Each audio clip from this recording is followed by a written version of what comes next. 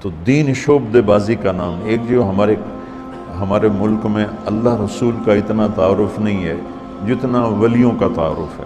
ولیوں کا تعارف کرنا، ان کی زندگی پڑھنا ہمارے ایمان کا حصہ ہے، لیکن ہم ہندی معاشرت سے متاثر ہیں۔ ہم نے ولیوں کو بھی اللہ کے قریب پہنچا دیا اور جھوٹی سچا جو کچھ چاہا لکھ دیا۔ اس امت نے دین کو بچایا ہے سند کے ساتھ، یہ تھوڑا ہے کہ جو مرضی لکھا ہوا آمین۔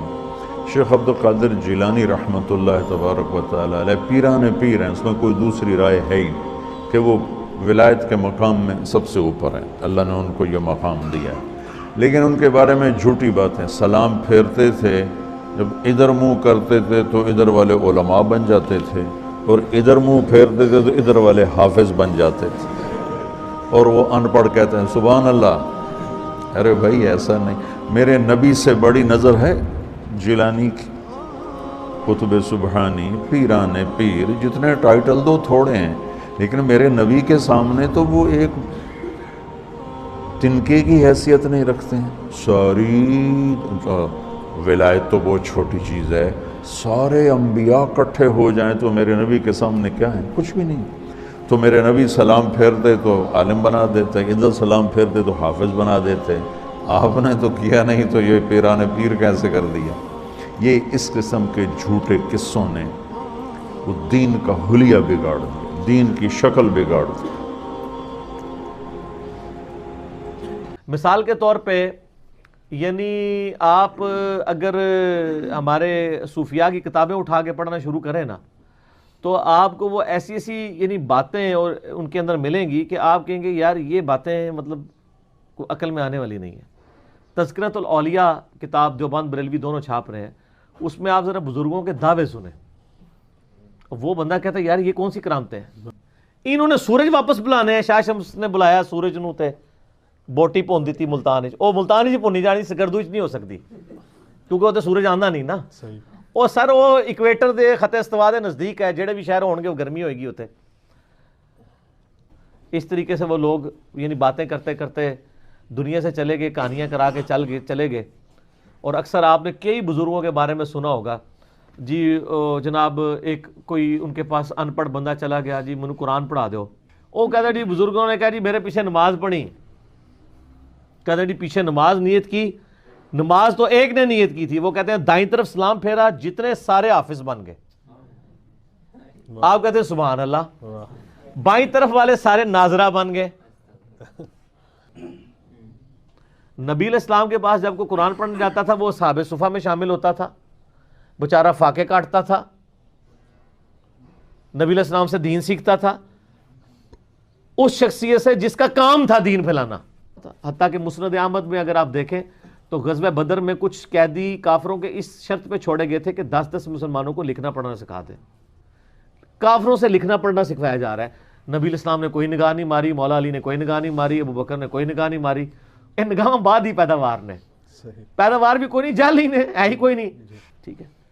تو یہ کرامات اور یہ ان کے اوپر وہ چل رہے ہوتے ہیں، بیسیکلی وہ دیومالائی قصے کہانیوں سے دین کو وائلیٹ کرنا چاہ رہے ہوتے ہیں۔ ڈاکٹرائن کے طور پہ کرامات کو ماننا ضروری ہے کہ کرامت ایگزسٹ کرتی ہے، معجزہ ایگزسٹ کرتا ہے، اس سے تو کسی کو انکار نہیں ہے۔ ہم کہانیوں کے خلاف ہیں کہ وہ کہانیاں ثابت بھی ہونی چاہیے۔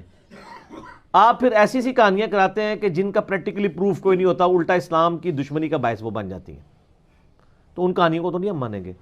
یہ کرامت کسی کے اختیار میں نہیں ہوتی ہے کہ کوئی کر کے دکھا سکے، تا وقت ہے کہ اللہ تعالیٰ کسی معاملے میں کوئی معجزہ تفویض نہ کر دے۔ جیسا کہ موسیٰ علیہ السلام کو ایک پرماننٹلی معجزہ اٹیچ تھا کہ وہ عصا پھینکتے تھے وہ سانپ بن جاتا تھا، لیکن جب پہلی دفعہ بنا اس وقت موسیٰ علیہ السلام بھی ڈر کے، قرآن پاک میں آتا ہے، اس لیے کہ ان کو پتہ ہی نہیں تھا یہ ہو جانا ہے۔ اس کا مطلب ہے کہ انہوں نے نہیں کیا تھا، خود کیا ہوتا تو اینڈ رزلٹ کا پتہ ہوتا انہیں۔ یہ تو سر حال ہے معجزوں کا۔ تو کرامات تو چھوٹی چیز ہے، وہ تو اولیاء اللہ سے ریلیٹڈ ہے۔ تفویض والا معاملہ کوئی نہیں ہوتا کہ آپ کہیں کہ کسی کی کیپیبلٹی یا کمپیٹنسی آ جاتی ہے۔ اس میں آصف بن برخیہ والا ایک واقعہ، آصف بن برخیہ کا نام تو کسی حدیث کے اندر نہیں آیا، وہ اسرائیلی روایتوں کے اندر ہے، وہ پیش کر دیتے ہیں۔ اس کی کوئی ڈیٹیل نہیں کہ وہ بندہ کون تھا، فرشتہ تھا، جن تھا، نبی تھا، اور اس کی بنیاد پہ پوری ایک ڈاکٹرائن کھڑی کی ہے میں نے اس حوالے سے بھی تخت بلقیس کے واقعے کو اس میں ڈسکس کیا.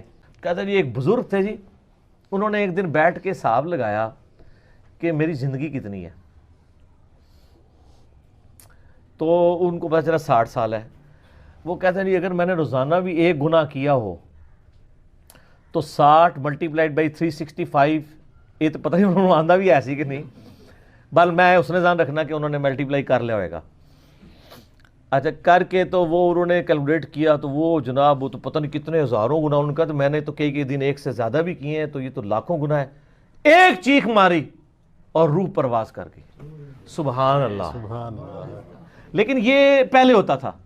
اب لوگ پوچھتے ہیں کہ سر یہ چیخ انہوں نے ماری اور حساب کتاب سارا خود کیا, یہ آپ کو بتایا کس نے کہ یہ ہو گیا تھا؟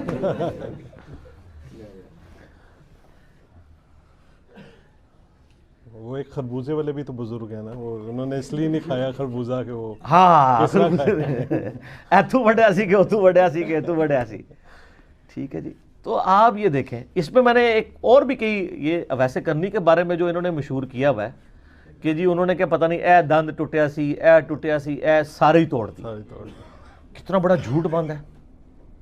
یعنی ایک فیبریکیٹڈ چیز ان کی طرف منسوب کی ہے, اور پھر اس پہ جھوٹ بولا ہے جی کیلا نازل ہوا ہے جی ویسے کرنے کے لیے. کتنے لوگوں میں مشہور ہے وہ کیلا سر پہلے دا ہے اللہ. ٹھیک ہے, ویسے کرنی ایسے نہیں نازل ہوا ہے. گورے آگے نہ گل کریو, پہلے ہی بڑے بے عزت ہو رہے ہیں مسلمان. میں اس لیے کہتا ہوں کہ اللہ کا شکر ہے کہ ہمارے علماء کو انگلش نہیں آتی اور گوروں کو اردو نہیں آتی, ورنہ بڑی مشکل کھڑی ہو جاتی. ان کو اپنے مزاحیہ پروگرام جو ہے نا وہ کون سا ایک پروگرام چلتا ہے وہ حسب حال تو اردو میں چلتا ہے نا, انگلش میں وہ جو ایک ہے وہ میرے بچے دیکھ رہے ہوتے ہیں, وہ نام اتر ہے, وہ جو بغیر یعنی بولے ہوئے ایکٹنگ کرتا ہے, مسٹر بین. مسٹر بین. تو وہ مسٹر بین فیل ہو جانا تھا سر. ہمارے علماء ماشاءاللہ جو کچھ بیان کرتے ہیں نا, جی جی, تو یہ آپ کو ہر جگہ مسٹر بیم نظر آنے تھے. لیکن اللہ کا شکر ہے کہ ان کو انگلش نہیں آتی, ان کو اردو نہیں آتی, اس کی وجہ سے اسلام بدنامی سے بچ گیا. ادروائز جو کچھ اور بولا میں کرامات ہوتے. اگلا سوال کرو.